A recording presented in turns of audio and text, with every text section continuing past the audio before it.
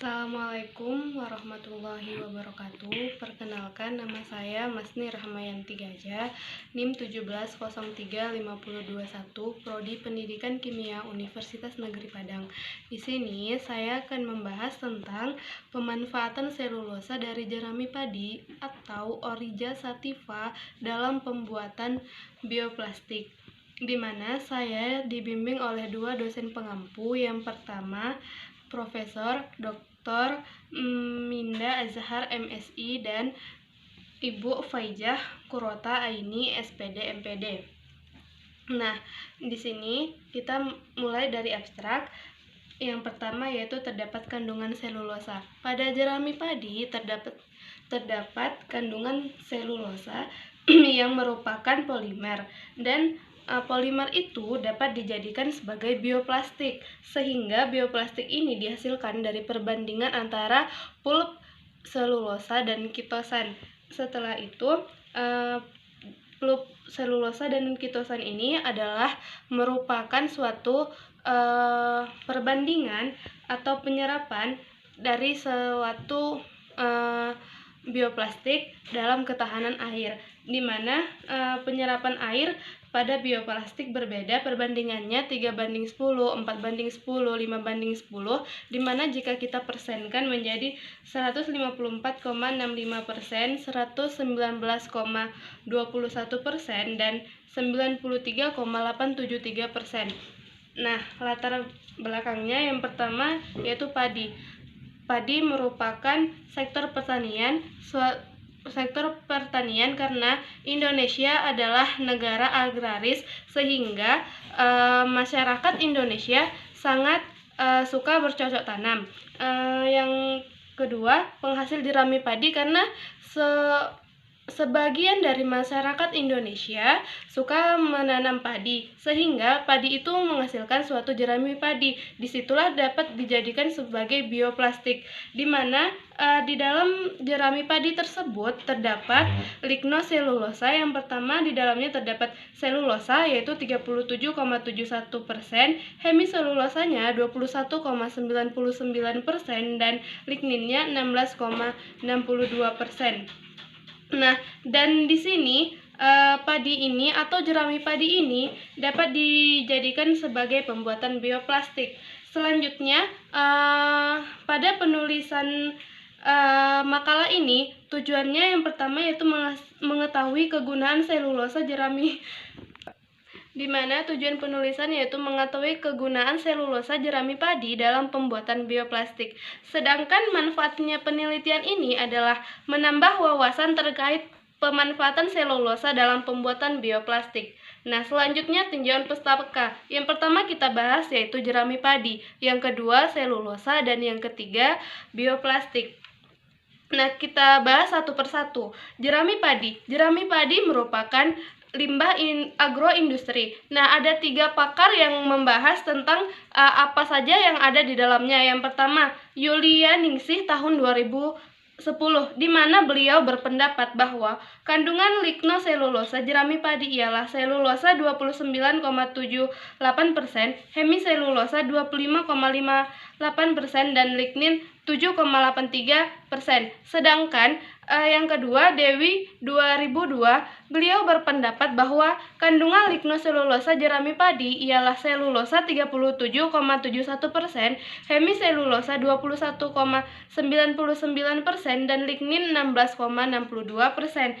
Yang ketiga, pakar yang mengemukakan yang ketiga yaitu Mulder tahun 1996, beliau berpendapat bahwa selulosa sebesar 28,36%, kadar hemiselulosa sebesar 23-28%, dan kadar lignin sebesar 12-16%.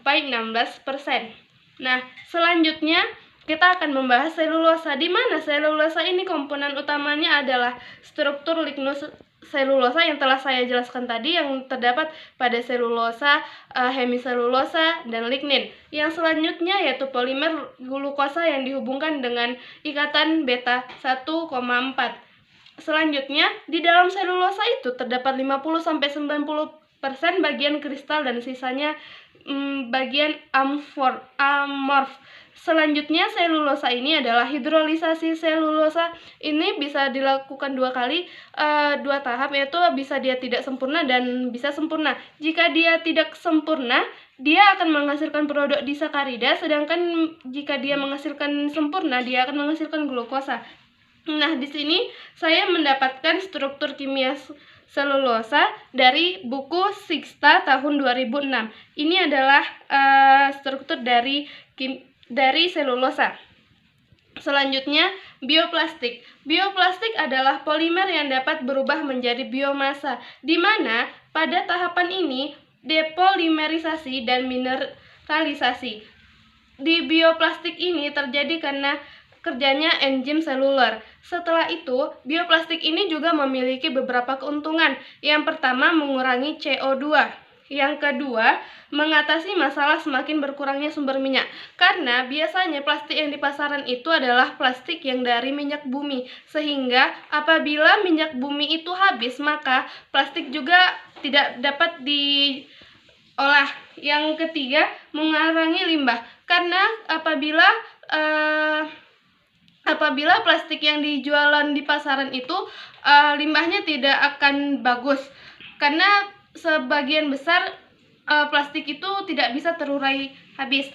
Jadi lebih bagus kita menggunakan jerami padi karena ramah lingkungan. Yang keempat yaitu meningkatkan perekonomian di pedesaan, di mana apabila suatu produk dari bioplastik ini kita menggunakan jerami padi, maka jerami padi ini memiliki nilai harga, sehingga para masyarakat yang ada di pedesaan dapat memperbaiki perekonomiannya. Nah, selanjutnya pembahasannya yaitu jerami padi, di mana jerami padi ini mengandung 37,71% selulosa, 21,99% hemiselulosa, dan 16,62% lignin, di mana selulosa inilah yang dapat dijadikan bioplastik, dan bioplastik inilah menjadi salah satu yang buat kita keluar dari permasalahan penggunaan kemasan plastik konvensional, karena penggunaan kemasan plastik konvensional ini tidak bagus karena dia tidak ramah lingkungan, limbahnya nggak bisa diolah lagi. Jadi lebih bagus kita gunakan yang jerami padi. Ini adalah suatu gambar dari bioplastik. Bisa teman-teman lihat di PPT saya yang saya kirim ke e-learning. Nah, kesimpulannya dari seluruh yang kita terangkan tadi, bahwa terdapat 37,71% selulosa, 21,91% hemiselulosa, dan 16,62% lignin. Nah, pada bioplastik ini, selulosa merupakan biopolimer yang dapat diperoleh dari hasil pertanian, dan plastik yang beredar di pasaran terbuat dari minyak bumi, sehingga lama-kelamaan minyak bumi itu akan habis dan susah untuk kita dapatkan. Yang terakhir yaitu keunggulan dari polimer mudah hancur secara alami. Jadi lebih bagus kita menggunakan memang untuk pembuatan plastik ini memang lebih bagus kita gunakan jerami padi, agar kita keluar dari permasalahan seperti yang di Jakarta sudah kita lihat banyak sampah dari plastik seperti itu. Sekian dari saya. Assalamualaikum warahmatullahi wabarakatuh.